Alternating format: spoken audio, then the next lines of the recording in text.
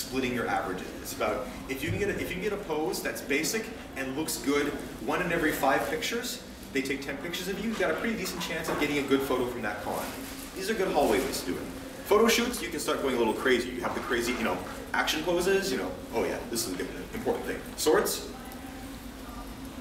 your martial arts instructor would kick your ass for this one. Drop your shoulder. Don't do that. You have no neck now. Congratulations. So you want to have this up, and keep the elbow down, keep the shoulder down. You can have the sword painting upward. You have towards the camera. In this case, you're angling it inward so they can see the contour of the sword. You're dropping. Yes, it's combat sand true. But the hands out like this. The idea is not to be awkward with it. Comfortable. Down low. Bring your elbow up. Bring your shoulder up. It starts looking really, really awkward. Props are a pain in the ass for photographers because, especially if they're big props, they don't compose well in the frame, which makes it really, really tricky for people. Because a sword that's longer than your body, trying to fit that in a frame is a real royal pain. So I was talking before, expression-wise, stick with a relatively neutral expression with your face for hallway photos.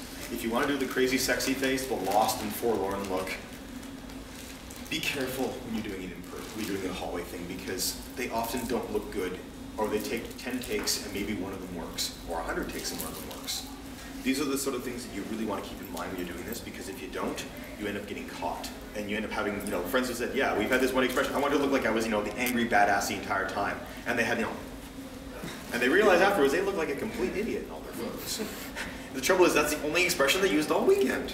So much for that. When you're doing a photo shoot, yes, you can get the angry thing looking right, but you have editorial control over the ones that don't work right.